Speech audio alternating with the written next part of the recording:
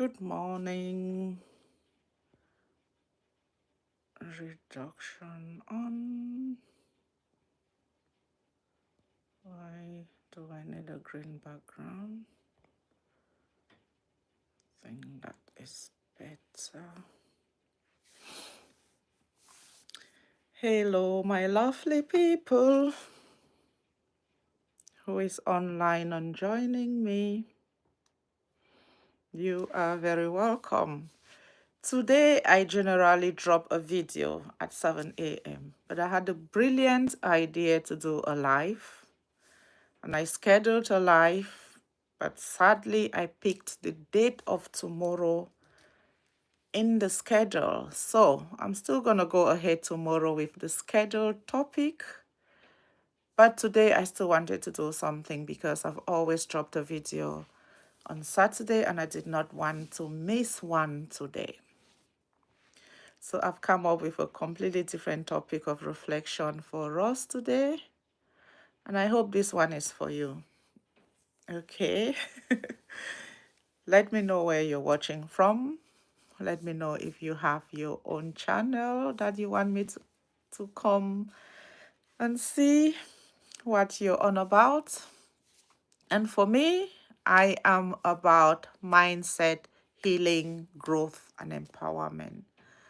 I do videos around topics that will get us thinking about what we are doing right and what we can do better, what we are doing wrong, and how we can move away from those aspects of our lives because nothing is permanent, right? But today is a healing topic. Today we are talking about grief. How do you deal with grief? How do you manage it? How do you resolve it if that is even a thing?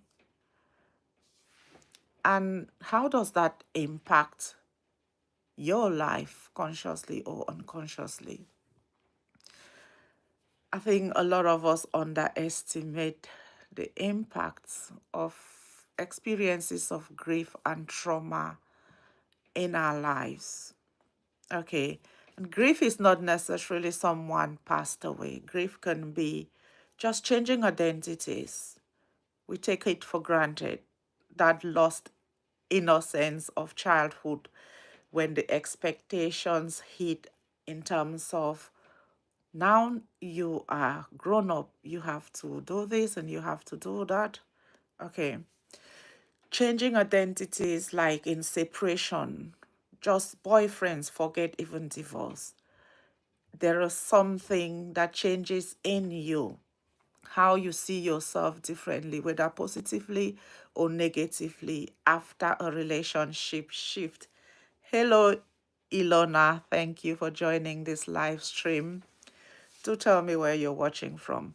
So changes change us, whether it's a positive change or a negative change, they change us. But sometimes we get stuck in mindset and we don't move with identities. We don't move with those changes. You get promoted and you play it down.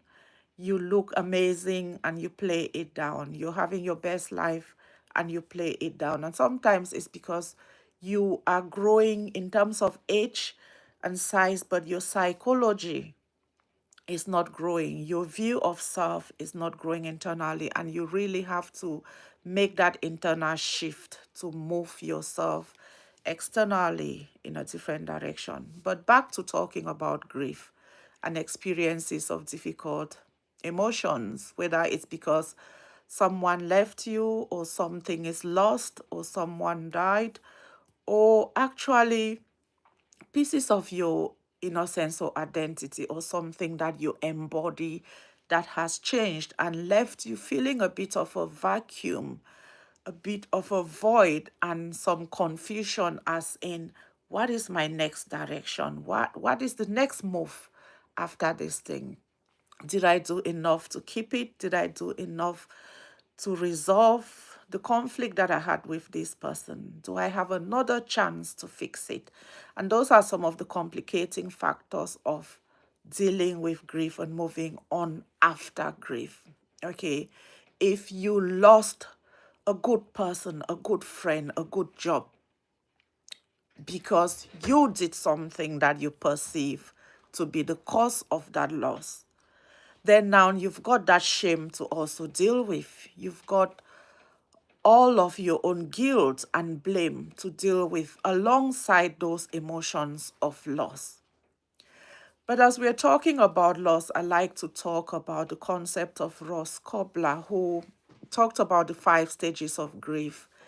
That is one thing that you have to talk about as you talk loss. Okay, whether it's loss of a person died or a relationship. And the first one of those stages is anger, as should be expected. You've lost something that you love, something that is important to you. Obviously, you're going to go into a form of, I can't believe this. That's denial. Like, you've lost a company, you've lost money. Picture bankruptcy. 1 minute, your account and your company is doing amazing, and the next minute, through fault of yours or not, you lose a whole lot of money. The first thing is going to be disbelief. Check again.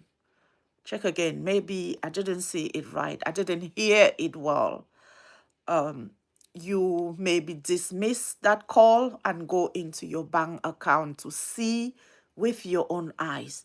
Log into your company to see with your own eyes.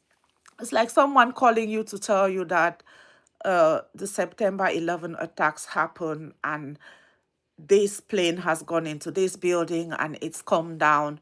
You'll be thinking, yeah, right. They must have drank something. I don't believe a word. Even if that is a trustworthy person, you're still going to hang up that phone and go online to go Google, what's happening with this building. Okay, that's your sense of denial because it's trying to protect you psychologically from overwhelming feelings of disbelief, that thing that can just knock you down into collapse or unconsciousness. Your brain recognizes that some magnitude of problems shared, the shock of it can actually take you down. So sometimes it suppresses your belief of that information and lets you find your own way of unpicking that situation. So starting off a crisis or bad news with denial means that it's too wrong to be true. But as you unpick it, like click by click, call by call, exploring its reality, you're coming slowly to the realization that, oh my God, this horrible thing has genuinely happened. But according to Ross Kobler, you start off with that stage of denial, okay? And then bargaining is your next stage. As you explore the possibilities, you're somehow investigating from your state of denial, but closing in towards like you're bargaining the possibilities of that reality being real. You're looking into your life and going, what was the last thing I said to them? What was the last thing I did about this job, this relationship, this situation? Like, could I have done anything differently? If I had another chance, can I? And sometimes bargaining is like internal conflict because you're kicking yourself up for something, thinking, oh my God, what have I done? What has just happened?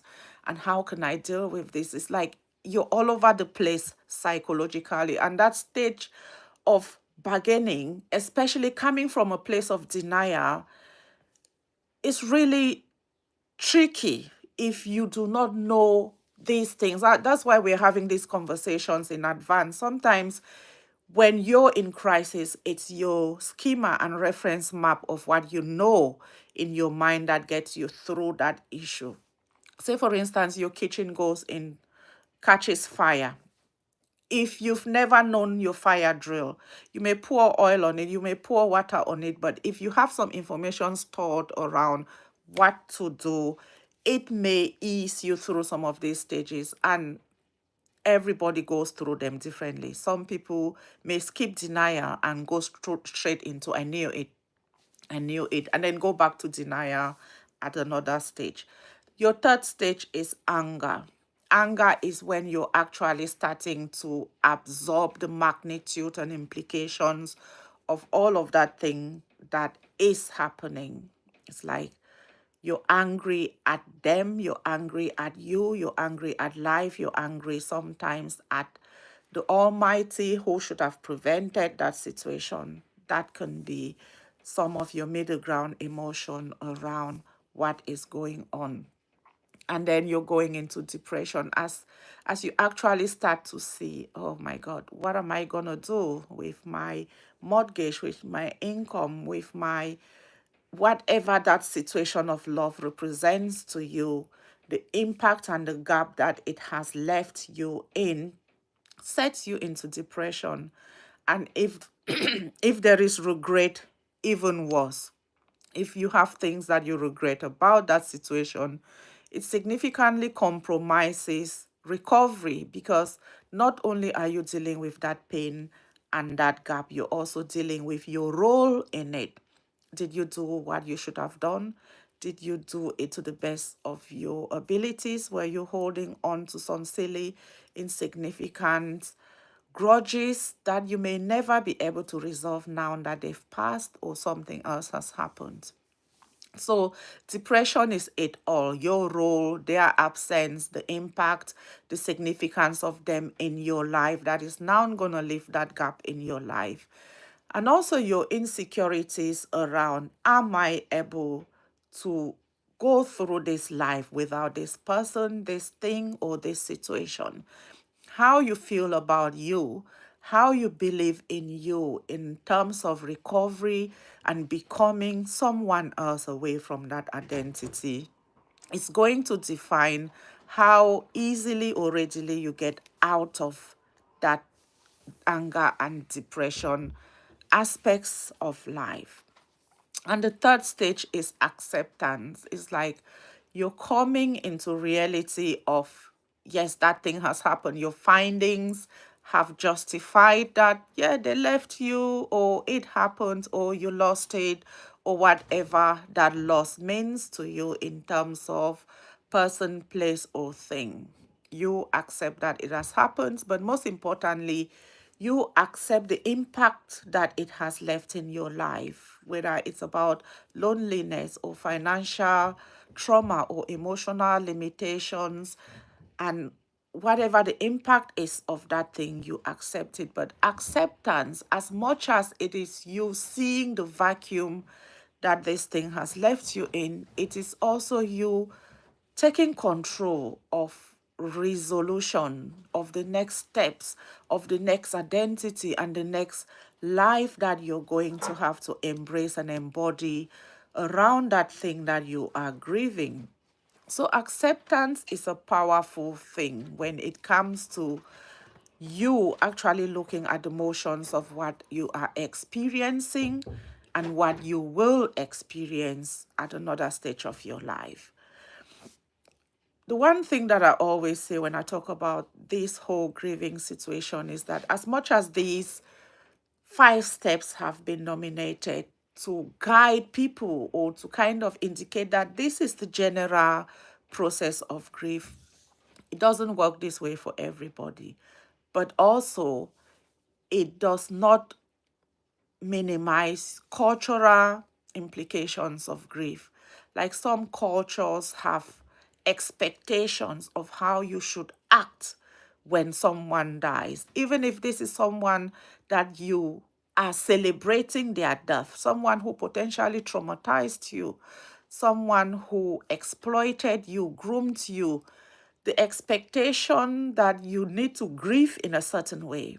You need to be seen to be sad. You need to be seen to be broken. And if you're not, then you're cold and heartless and every other name that society can give you based on your method of grieving. Okay, somebody's grief is to go to church and pray. Somebody's grief is to roll around the floor. Somebody's grief is to go out and drink some alcohol and party. And there's a lot of social stereotype and judgment around grief. And I read a book by, I think, Joan Casito, who talked about the knots that grief brings into our lives and how, as painful as it is, you have to sit with your version of the grief, whether you're grieving exploitation or grieving love. It's still grief, and it embitters you, whether you're angry at what they did to you or angry at what they mean to you. You're still angry. You're still coping and dealing and healing from that grief. But the only way you can do that is actually sit with it and experience the pain of it and be honest with yourself around the impact and the gap and the void that it leaves you in, including your insecurities, including your own mistakes and what you should have done that you didn't do, that you may never be able to reverse and do again, but you still have to move on and maybe learn to adjust your life in the future in a way that accommodates that loss or that shame or that thing that you failed to do at that time. But grief is at your pace based on your relationship with that person. And I just wanted to talk about this today because everyone experiences grief at some point of their lives. So you would have done so. If not, it will happen at some points when something significantly negative happens to you. You lose person, thing, or just emotions and identities that shake you up, and you having to go through your own motions of change. Finally, we are going to talk about intergenerational experiences of grief because you love your mom and your mom has their experiences of grief. And as they go through their cycles of denial and bargaining and anger and depression and acceptance, you see life through your mom's eye. You see relatives through your mom's eye. Say, for instance, your mom was triggered or maltreated by their family or their partners, and the way they narrate those experiences to you makes you see those people through your mom's lens of grief. And sometimes our own parents get stuck in their own depression stages around their own experiences. Sometimes our parents get stuck in their anger stages of their experiences. Or sometimes they go through the circles and come out the other end, but we get stuck on their narratives that we experience during denial or bargaining or depression. And sometimes those things influence our own experiences of grief or our own experiences of relationship with those people or our own lenses through which we see maybe love and marriage and family and business based on the suffering that we saw our own people go through. That is your experience of intergenerational loss or grief. And you want to be careful that as you hate the family members, as you become pessimistic about life based on those narratives, those were coming from an individual's cycle and experience of grief and not necessarily an embodiment of the overall way that life functions. Hello, Samji. Thank you for watching. How are you doing? So, yes, we embody social experiences, we embody spiritual experiences.